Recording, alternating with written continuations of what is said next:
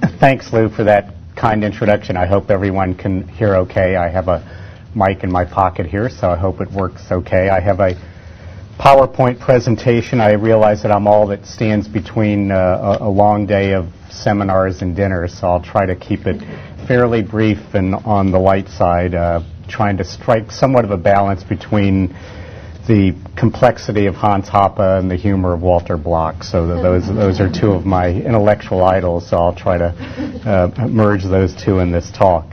Before I begin, I always like to start either with a cartoon or a picture. I think that sometimes can summarize better than I can in words all the comments I'd like to make. So here's one from one of my favorite websites. I don't know if everyone can see this well. I highly recommend this website. One of our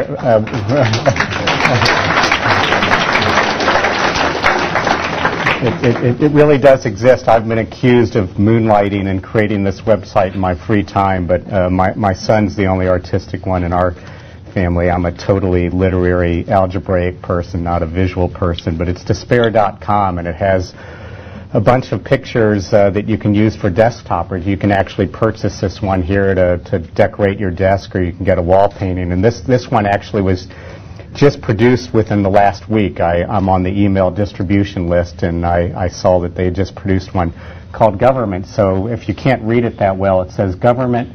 It's a resplendent picture of the Congress at twilight's last gleaming. It says Government, and then beneath it is the caption, "If you think the problems we create are bad, just wait until you see our solutions." To me, in the financial markets, so that's an extremely topical picture. I was just trying to think of the analogy of this to the act that just was passed over the weekend in a quiet emergency session of the Senate and then signed by President Bush this week, the new Protecting American Homeowners Act of 2008, which I think should have been relabeled Let's Perpetuate the Housing Disaster in Perpetuity Act of 2008, but instead it was given a much kinder name. But to me, the whole so-called housing crisis is really summed up in this picture. The housing problems that we have are in large part due to many of the actions taken by the monetary authorities and the Congress over the last 40 or 50 years. That at the root of the problem was the creation of Fannie Mae and Freddie Mac, with all the moral hazard entailed in those government-sponsored enterprises. Their ability to borrow cheaply because of the implied government guarantee enabled them to leverage their balance sheets and really fuel the housing boom that became a bubble. And then you had the Community Reinvestment Act, which encouraged, if not implicitly mandated, the development of a subprime lending market with lax standards. And so and then last but not least, you had Alan Greenspan lowering rates and keeping interest rates low after the internet bubble burst in the early 2000s. He kept real rates artificially low for perhaps a 2-year period, and that really got the housing boom in full gear. The housing markets nationally went up 150 to 200% in price over a 4-year period, and now they're kind of retracing painfully, slowly but surely, to their normal trend line, which is generally to kind of track the rate of inflation over time. So we had the government at the root of the crisis, and now just wait until you see their solution, which is to make the guarantee to Fannie and Freddie not implicit but explicit, being willing to buy its equity, encouraging it to lever more. Everyone in the private sector is trying to de-lever in this fierce environment, treacherous environment. That's normally what you do when a recession is facing you, but Fannie's being encouraged to lever up the balance sheet more. Why not? If profit's privatized and risk is socialized, I guess that's the rational thing to do. And then we have moratoria on foreclosures being selected, aid being redistributed from the prudent people that want to buy homes cheaply to those that were imprudent and are caught in their homes now. So the solutions undoubtedly and unfortunately will prolong the crisis. So that's a long digression. Let's go to what I really want to talk about. When I called Lou, I said, I'm not a trained economist or on the faculty of the Mises Institute. What do you want me to talk about in my time here? And he said, well, maybe you could just elaborate on what value Austrian economic and libertarian theory has had for your own career and investments, and then if you have any time left over after that to make fun of Alan Greenspan or to get in digs about the government, feel free to do that. I'm sure they'd appreciate some juicy anecdotes from the investment world. So that's kind of my agenda here. The personal value of Austrian economics and libertarian theory to me is that it basically has enabled me to unlearn everything I have been taught at those prestigious institutions that I attended that Lou mentioned in his kind bio to me, and that covers history, economics, political philosophy. Maybe I was lucky that I majored in English literature, because that meant that the majority of my coursework at the undergraduate level was not in economics, so I wasn't irreparably harmed by my Ivy League education there. I was a fairly blank slate, and so I would say in all candor that unlearning is extremely valuable, and I want to give some examples of the unlearning, which is to explode a variety of government myths about the market and the economy, and then finally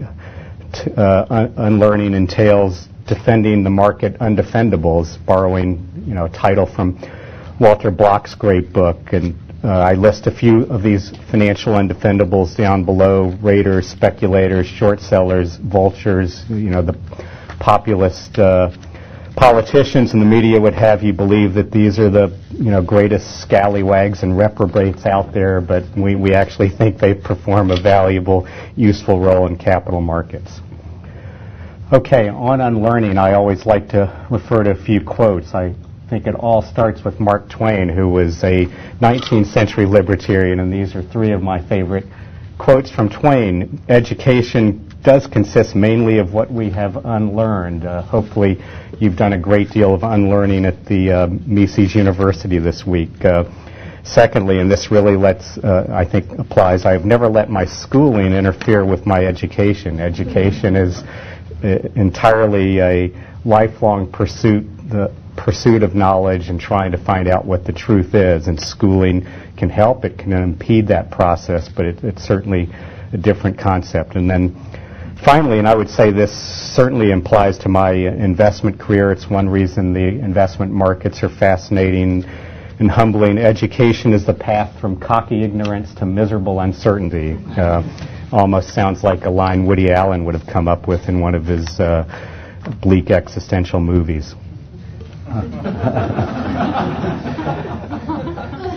Okay, here's my unlearning in terms of economic theory, and I do think there are some interesting parallels between Austrian economic theory and what we at our firm have applied to the investment world and kind of how we run our business. Our business, we're a hedge fund of funds, so we basically put together a package of hedge fund managers. We hope that the package we put together provides a absolute return that's relatively independent of what the markets are doing. So our true skill is trying to find managers that have an edge and putting together a package of those kinds of managers.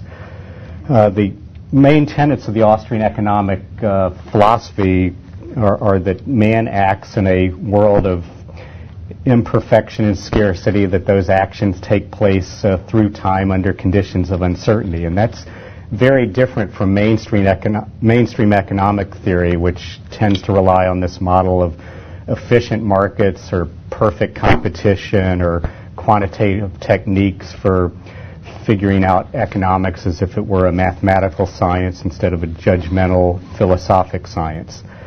So those insights, I think, do apply to how we think about the investment world. We decidedly think that markets are not perfectly efficient, and we think that's an impossibility. It's a process that tends to be efficient over time, but the process takes place through time, and it involves man and differing tastes, so it's definitely, markets in our view are inefficient. The market is, over the long term, an efficient discounting mechanism, but in the short term it can be an inefficient extrapolating mechanism. So what does that mean to us? Contrary to most of academic finance that thinks markets are perfectly efficient and that you can't make money in the market, we think that markets are highly inefficient and that there are often gaping misvaluations and overvaluations and undervaluations in asset classes and securities. And so that's why we invest the bulk of our capital with hedge funds, managers that go long and short sale different asset classes and securities. And if you just look at the last 7 years, which is a period we've been in operation, there have been plenty of opportunities to exploit each of those. You had tremendous overvaluation in internet and technology stocks back in the 2001 period. At the same time, you had very cheap stocks in the publicly traded REIT market.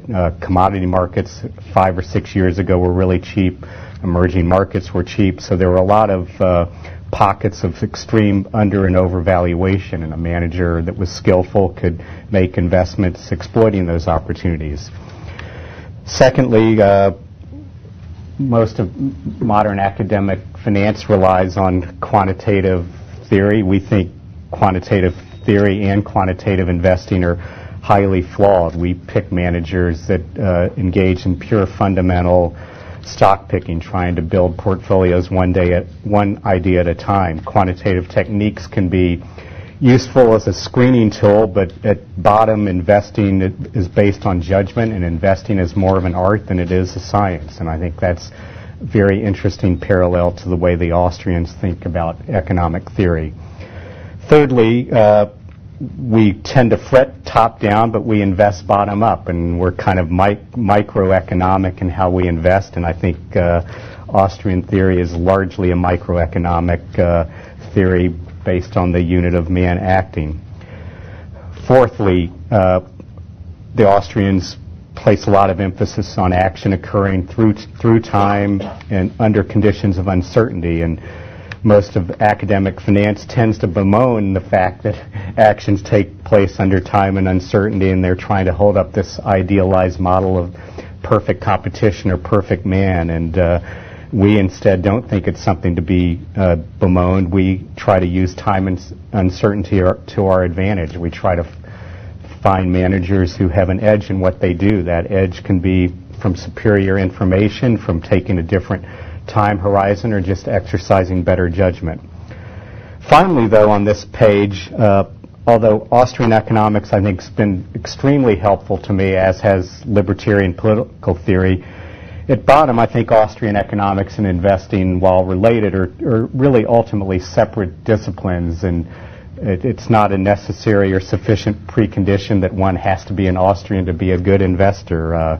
We know plenty of good investors that are statist or redistributionist. I was just thinking that Warren Buffett, perhaps the greatest investor of the 20th and 21st century, is a tremendous statist and redistributionist. His father, Howard Buffett, was a tremendous libertarian thinker and good friend of Murray Rothbard, but he was not.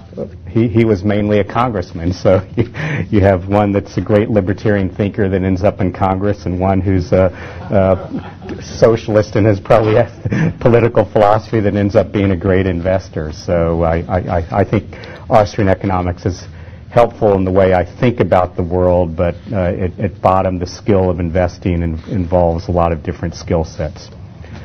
Okay, now I'd like to move from unlearning to untruth. Those are the untruths are probably the other tenet of my education, and here I have, again, I think some useful quotes. It's amazing how some of the communists come up with great quotes. Lenin, a lie told often enough becomes truth. Alice Carroll from Through the Looking Glass. When I use a word, Humpty Dumpty said in a rather scornful tone, it means just what I choose it to mean, neither more nor less. Carroll also said, why sometimes I've believed as many as 6 impossible things before breakfast. Mark Twain again, the difference between the right word and the almost right word is the difference between lightning and the lightning bug. And then finally, familiar motto from 1984 by George Orwell, war is peace, freedom is slavery, ignorance is strength. I think that was been the mantra of the Bush administration. So let's look at some government untruths about the markets and the economy, and I have these in several categories. The first category, category 1, I call statistical manipulation. The BLS, the Bureau of Labor Statistics, produces most of the statistics that are reported in the papers about unemployment, inflation, and how the economy is doing.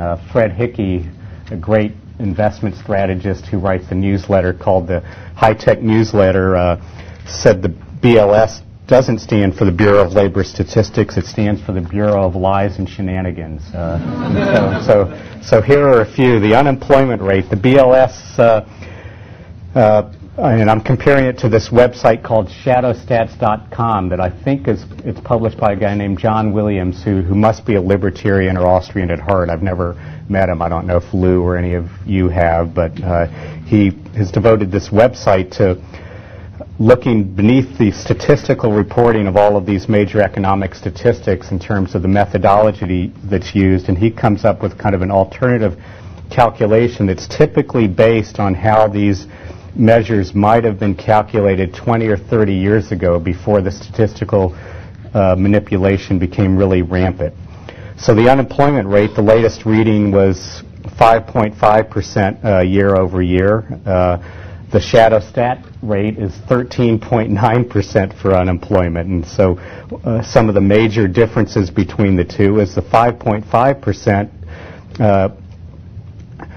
is a result of a manipulation added actually during the Clinton administration, proving that Republicans and Democrats are kind of equally culpable of stretching the truth. But the Clinton administration defined away from the unemployment statistics a category called discouraged workers, which was workers that were, kind of given up looking for a job. So they know, if you give up looking for a job, you no longer count as part of the unemployed workforce. So the rates kind of artificially kept low. They also have this new technique that was added a few years ago that's called the birth-death adjustment that tries to account for, because they can't possibly survey every business out there, so they try to kind of dream up jobs that are naturally dying or naturally creating, trying to figure out.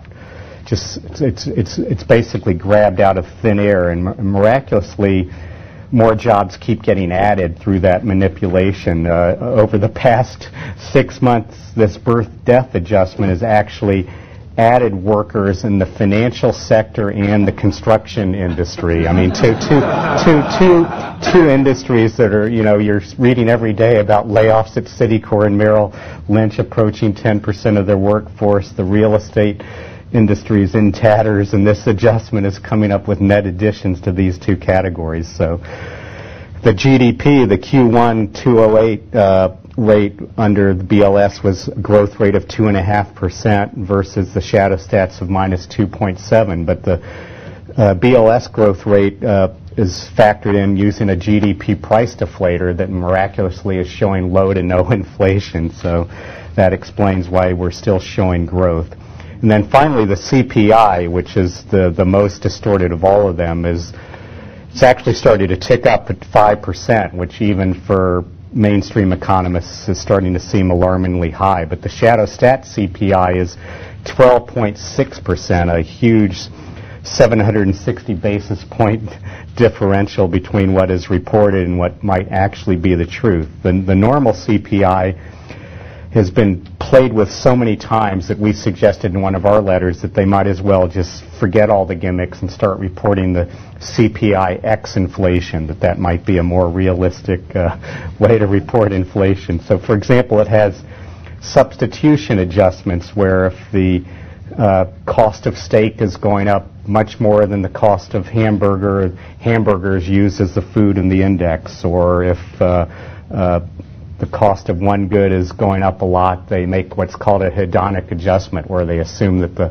quality of the good is much higher. So even though the price has gone up, it gets downgraded in price because it's supposed to be a higher quality experience. So maybe maybe even if gas is going up at a high rate, maybe the driving with the GPS and satellite radio is a more pleasurable experience, so they can adjust the energy number down. So I look at these stats and say, Goldilocks, my expletive deleted, we look to me like we're in a bad stagflationary environment with high unemployment and high inflation. Okay, I'll try to move along more quickly. Category 2, I call this category pompous prognostication. Freddie Mac and Fannie Mae are adequately capitalized. That was almost the verbatim quote of Secretary of the Treasury Paulson. 2 days later, he announced a massive bailout of these companies that I guess need to raise a lot of capital for losses that they said they didn't have. Category 3, this is just abject economic ignorance. That's what I call this category. Commodity prices rise due to speculators rather than fundamental forces of supply and demand.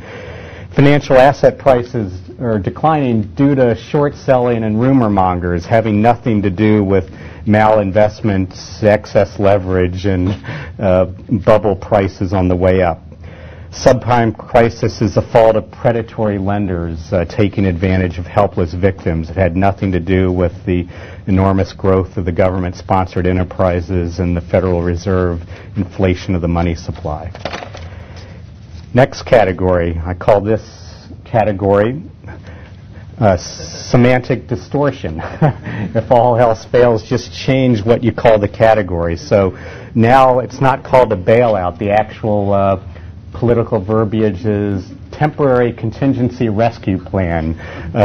Market crashes aren't called that anymore. They're just called corrections. Depressions are called slowdowns. Government manipulated markets, which is what we've had a lot of this year, are now called stable and orderly markets.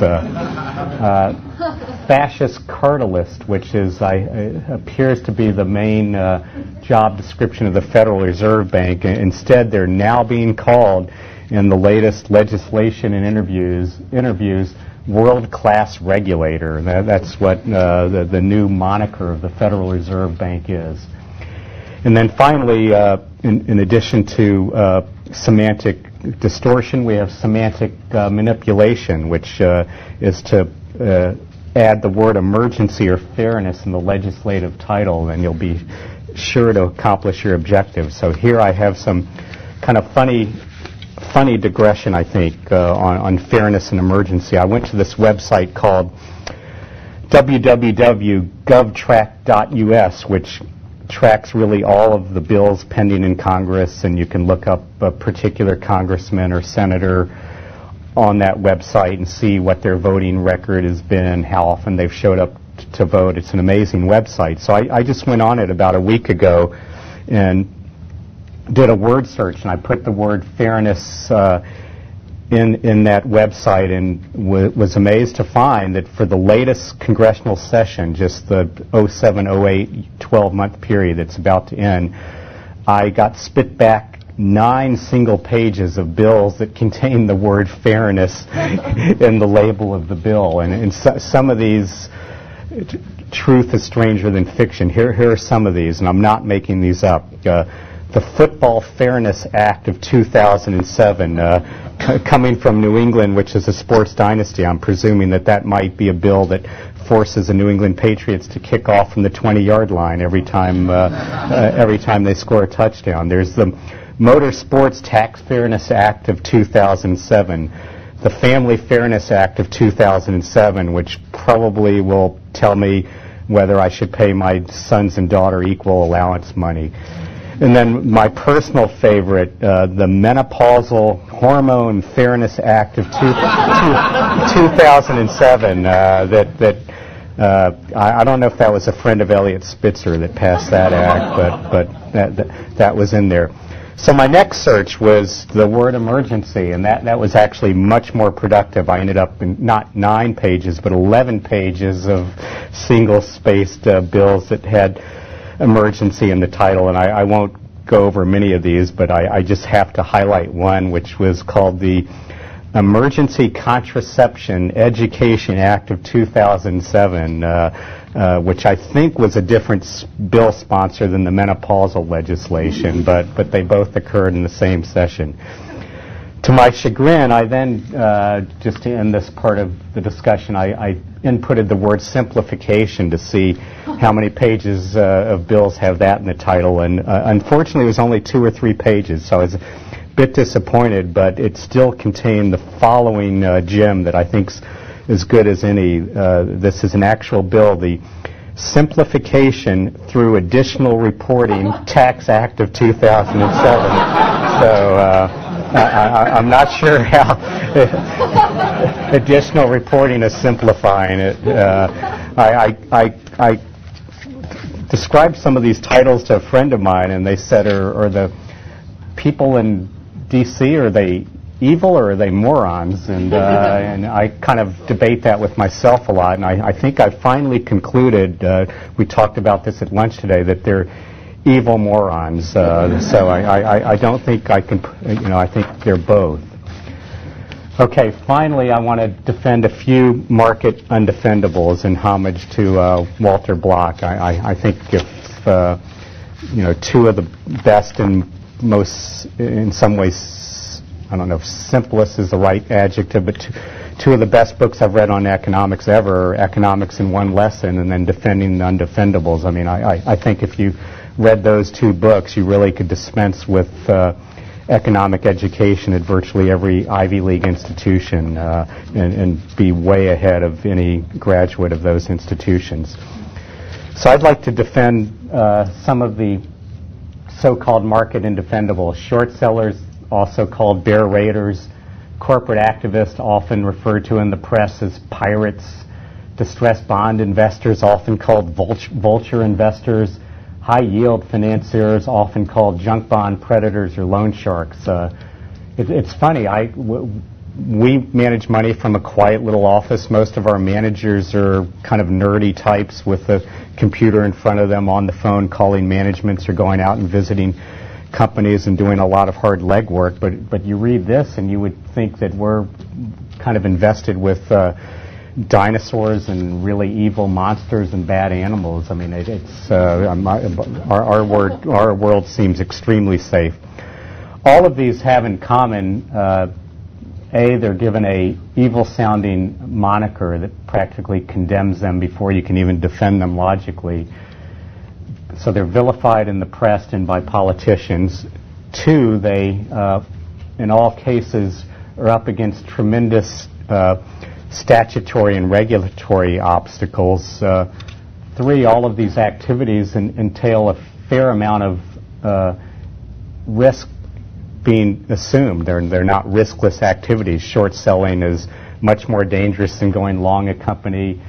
Being a corporate activist is a expensive and risky proposition to undertake. Investing as distressed bond investors do in companies that are going through a bankruptcy or liquidation process is not the easiest kind of investing. It's much easier to invest in a Microsoft than it is to invest in an Enron bankruptcy. And then high-yield financiers are often lending money to companies that might be early in their life cycle or that can't get financing from conventional equity and bank sources. So all of these actors fight various obstacles and take on risky activities. And so let's just look at I think they're actually heroic. I think they're more than defendable. They're actually heroic. Short sellers, for example, fight uptake rules, take on enormous risk. They're blamed for market falls. They're called anti-American. They're up against managements who are often very promotional and can use vast corporate resources to fight them or to sue them. But I think they're heroic. They expose fads, frauds, and failures. They provide liquidity in a down market because short sellers ultimately have to cover their positions. And finally, they aid the price discovery process. They make markets a lot more efficient because they're counteracting a lot of the fluff that you see from Wall Street analysts trying to pump up securities. I mean, they're really on the other side of Mad Money Kramer.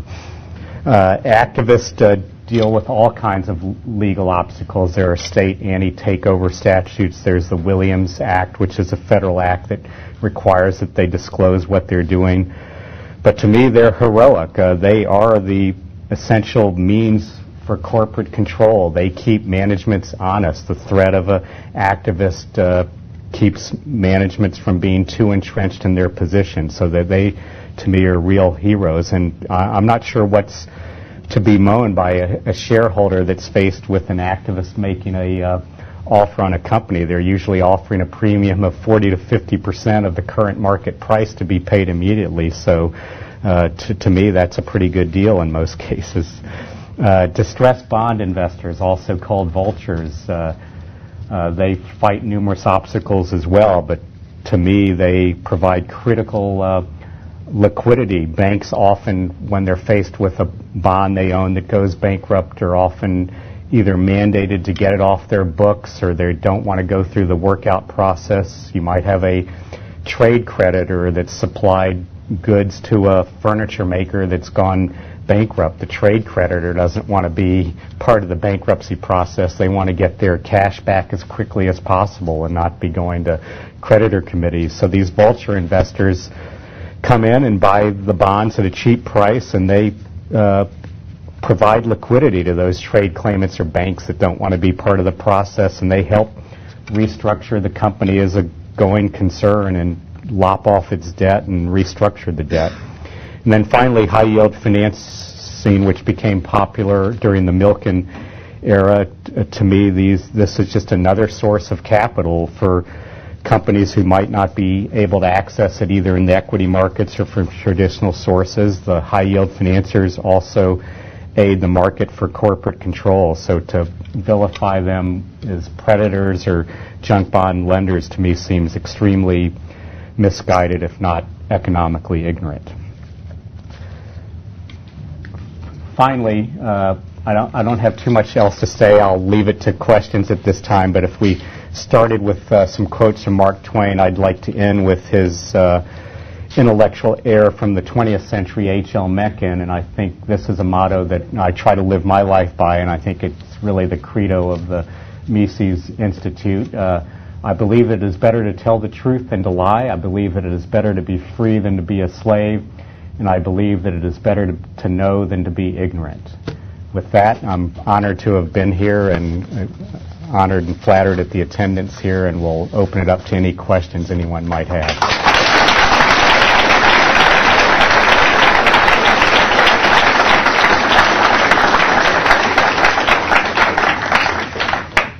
Can you speak to the Tier 3 assets that they were supposed to divulge last November, and I guess they put it off another year? Do you know anything about that?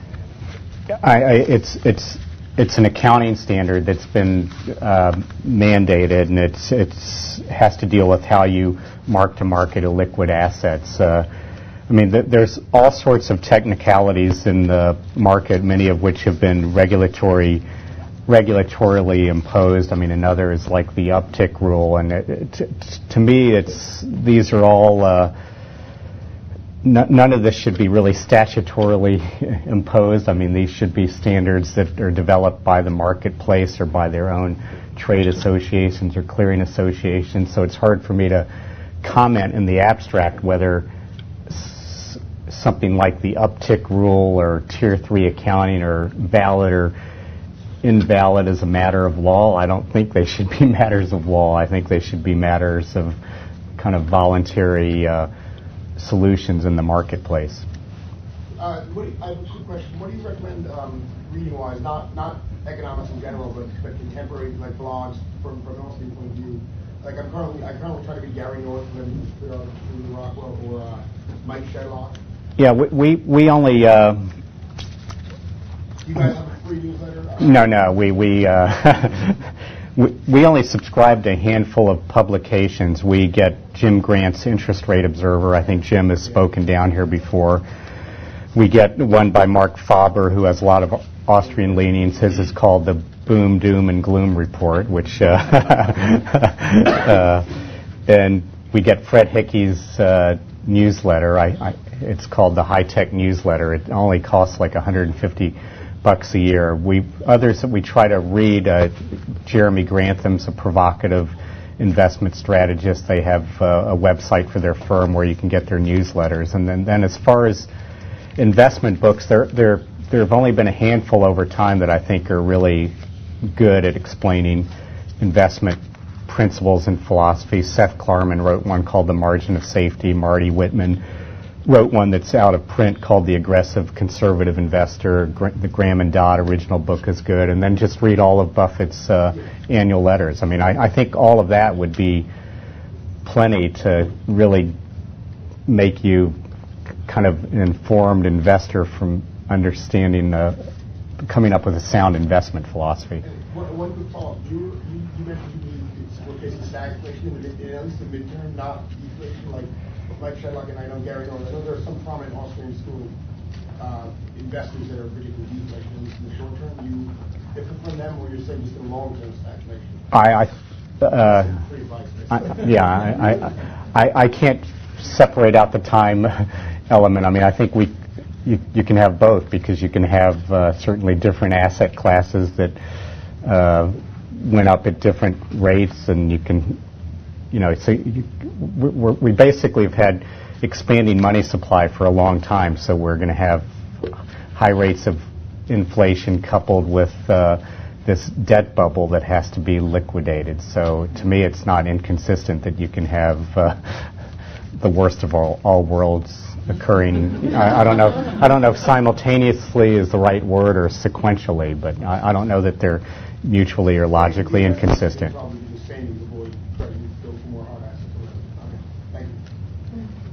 In your experience during the time you've been involved in the financial community, have more people become receptive to Austrian economic insights, or has the proportion of people who are receptive stayed roughly the same? It seems like the theory is cited in more and more places. I mean, just letters we get from managers that we have money with. I mean, I think the writings of Jim Grant and Mark Faber and Ron Paul's work, I think they've kind of seeped out there. So I think some of the Austrian theory on the credit cycle and the housing bubble appears to have shown up in financial publications to a much greater extent than was the case back in the 90s. I haven't tried to statistically tabulate that. That's just my kind of instinctive sense. But again, back to an earlier comment, I don't really think that Austrian economic theory can provide a useful framework in terms of making you skeptical about information or statistics, but I think the skills for being a great investor are ultimately not related to kind of any theory of economics. It's just a distinct skill that entails parsing through accounting statements, reviewing facts, meeting company managements, and making your own judgments about the price of securities relative to the cash flow and other prospects those investments might entail. I mean, Austrian economics might give you some sense of a macro risk environment that you're dealing in, and you might want to make sure your portfolio is sensitive to those kinds of risk. But fundamental investing, I think, is ultimately a separate discipline. Obviously, the fact that it's there in the first place is causing the biggest problem, but do you see anyone who could take over as chairman of the Federal Reserve and within the short term stop the continuous bailouts and the just continuous progression of causing more problems like Bernanke's been doing? Yeah, well, the best candidate would be Ron Paul, because he last year, actually, I went on that website. He did introduce a bill last summer to abolish the Federal Reserve, so he would be a great chairman, because he would either abdicate or hold no meetings or seek to abolish the office. But outside of that, I'm generally of the school that it's not so much I mean, I guess Volcker was much stronger than his successors, but I think it's more the institution than the person. I kind of feel that way about the presidency in most cases. I mean, there are minor shades of differences. I mean, Obama we'll get the greater welfare state with him, with McCain a greater warfare state, so it's kind of like that, what I think was line in one of the Woody Allen movies, your choices between permanent destruction or abject misery or something like that. I mean, so I think it's more the institutional framework than who's occupying the position. That's my own view. Great speech, by the way. Wonderful. Thanks. But, I have a corporate governance class, and we read this paper that only 30% of the investment managers actually read the statutes of incorporation before they invest in a stock of a company, and that seems to me horrendously bad. I know within portfolio theory you can potentially do away with that if you pick something close to the market portfolio, but what's your view on this? Should one care about the statutes of incorporation of a company, or does that matter at all from your strategy? No, I mean, I think if you're investing in a common stock, you want to know the jurisdiction in which the corporation was incorporated, because that state will have various laws on poison pills or takeover-friendly or unfriendly statutes. I think most corporations still are incorporated in the state of Delaware, and so I would think that law is pretty well known. I think that would be my sense. Do you see any, foresee any sort of like reactionary legislation in the near term that may affect your business, obviously your industry specifically? Yeah, I mean, there are all sorts of rumors floating out there. The SEC's a few weeks ago announced a ban on naked short selling that applied to 19 banks, the banks that happen to be going down the most in price prior to the order, and they've started to subpoena various hedge funds about their emails and trading activities in Bear Stearns stock prior to Bear Stearns' demise, trying to figure out whether it was those rumors that befell Bear Stearns rather than the corporate rot on its balance sheet. So there's definitely, the SEC is definitely in a mode now where it appears to be going after scapegoats. The legislation that could be passed either by the SEC administratively or by Congress could be one to require disclosure of short positions, and that would be extremely damaging to the long-short industry. I mean, shorts currently do not have to be disclosed on filings that you make under the federal securities law, and if a manager has to disclose that he's short a company, you can rest assured that he's not going to be doing much more shorting anymore. That's just a recipe for being out there hung to dry and getting squeezed, and you don't want managements to know you're short their stock. So that would be extremely detrimental to my industry, and it would be even more detrimental to capital markets, because as we said before, short selling is an extremely valuable part of capital markets, and if that's artificially constrained or impeded, that is not a good thing for capital markets. So what are you doing in response? Are you... We're just... I mean, in a general sense, like... Well, I'm speaking here. I mean, I'm not... Not really. I mean, we invest with managers that try to invest as best they can in an environment that's uncertain, where the government has become a much more difficult force to contend with. I think in general it makes what they've done in the last 12 months makes short selling much more difficult from a risk-return perspective, putting aside whether they're going to change the rules on disclosure or upticks and the cost of borrowing. Just the fact that there's this huge elephant out there now that can come in and bail out companies just makes you much more cautious about shorting a stock or when to take your profits. So I think our managers are just in general probably quicker to cover short sales than they might have been in the absence of a Federal Reserve and Treasury that seems to be wanting to give an open checkbook to the banking cartel. Would you also defend negative short selling?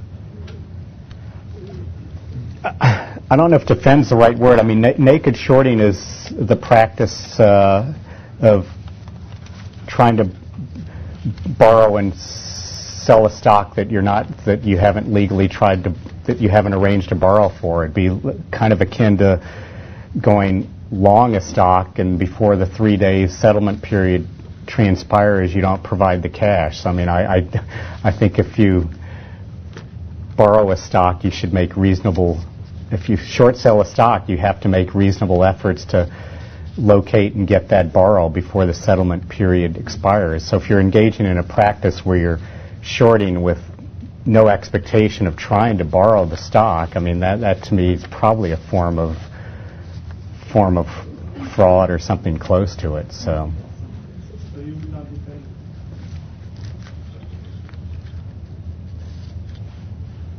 What has happened to Swiss bank secrecy legislation? I don't know. I haven't followed. I haven't followed that issue. It's a good question though, because most of my capital is invested in our funds, which is the right way to align our interest with our investors. But I do have some gold coins for a small portion of my assets, and I was saying to Lou Rockwell at lunch that I need to do a lot more diligence, because I just am storing those coins at a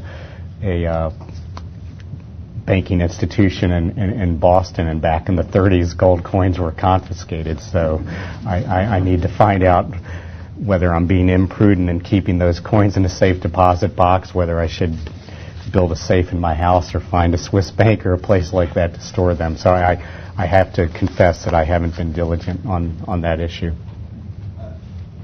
Side note, I was just becoming more friendly with the manager of the bank.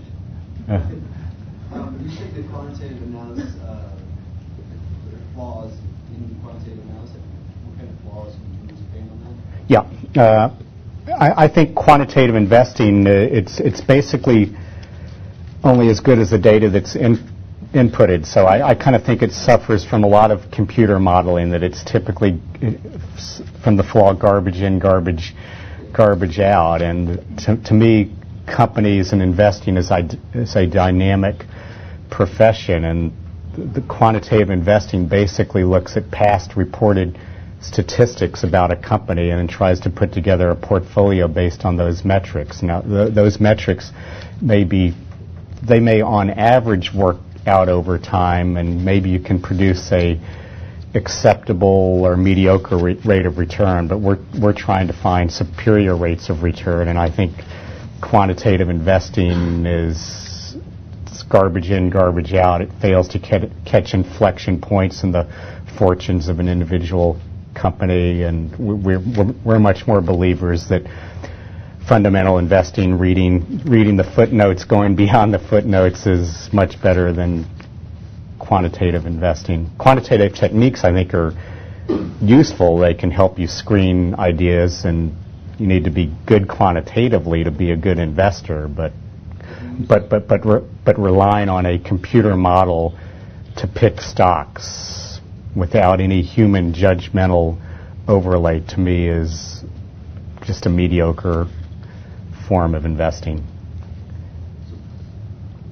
We also don't use it for, not only because we think it's flawed, but we don't think that we as a firm are particularly adept at trying to figure out what's a good computer model versus what's a bad one. So if a manager that's using a quantitative technique starts to underperform, we have really no good way of assessing whether the model's broken or whether the manager is going to be able to fix it. So we basically have concluded that those kinds of techniques, besides being flawed in our judgment, are somewhat outside of our circle of competence in being able to understand them. So, like, as far as maybe use quantitative to screen out a small class that you're normally working with, or well, we pick other managers, so we're a fund of funds. So there are firms like us that get databases of past performance statistics of investment managers and try to put together a portfolio that way, and we don't even do that. We get ideas from word of mouth, or going to conferences, or talking to limited partners, or just through our collective experience. And but our underlying managers that use quantitative techniques might just be using them to run simple screens. Give me a list of 50 stocks trading at their 52-week low that have a price-to-book ratio below X, or that have free cash flow above Y, and that might just give them a working list of securities that might look interesting and that are then worthy of further security analysis and fundamental research. Are you focusing more internationally, especially in emerging markets, or are you equally there?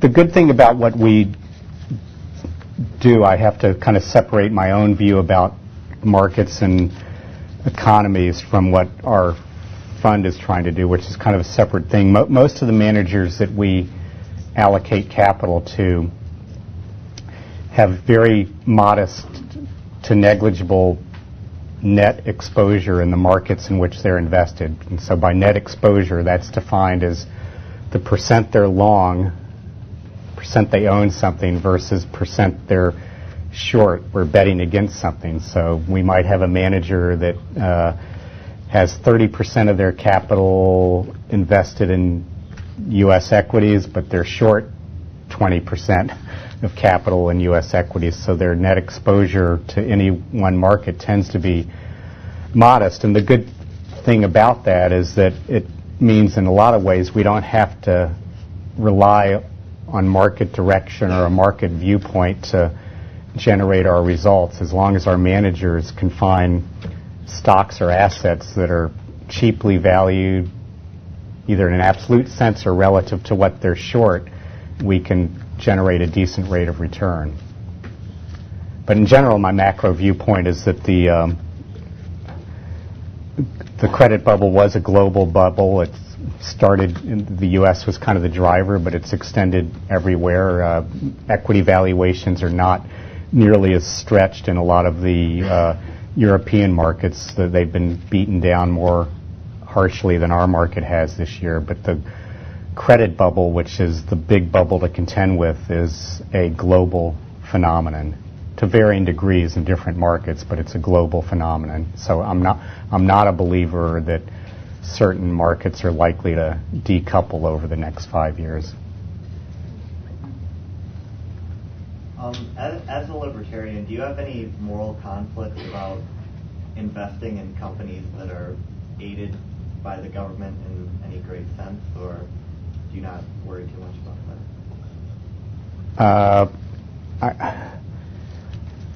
I don't worry, because I think virtually probably every single company out there is both aided and harmed by the government to varying degrees. I mean, there's so many statutes that are at root protectionist or keep potential competition out that you could kind of argue that every company we invest with is benefited to some degree by government in theory. So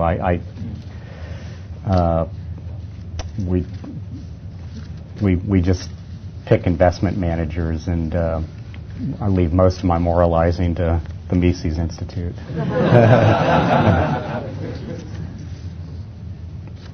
I mean, we ourselves refrain from engaging in what we think would be a moral activity. We're transparent to our clients. We tell them when we hire a manager how much money we have invested in our fund. So we try to conduct ourselves to our own standard of high ethical integrity, but that's I think good enough for now.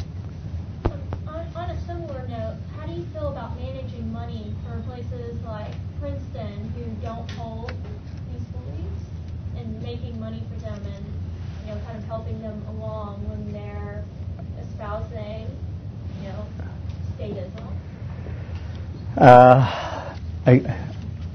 I probably review the investment function pretty narrowly and separate from that. I mean, I think if I applied that test, probably the Mises Institute would be the only investment committee that I would serve on, and I guess I just have not been that purist. I think there are a lot of good things that Princeton does do, so I haven't taken it to that step. I'm probably not a moral beacon to this crowd based on the answers to these questions.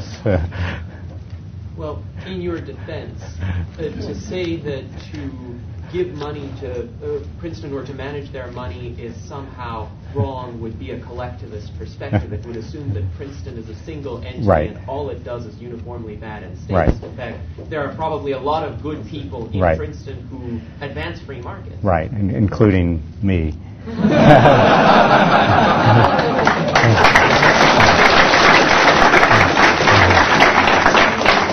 I don't know if it's. Do we have time for one more? Then maybe I'm going to stay for dinner. And I'm happy to take any in a casual setting. But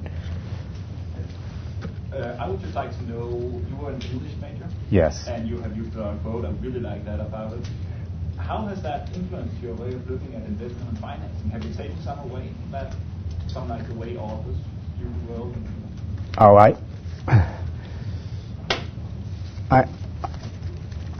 I think being English literature major enabled me to read and enjoy good books, and that was about that was about it. It was about someone's.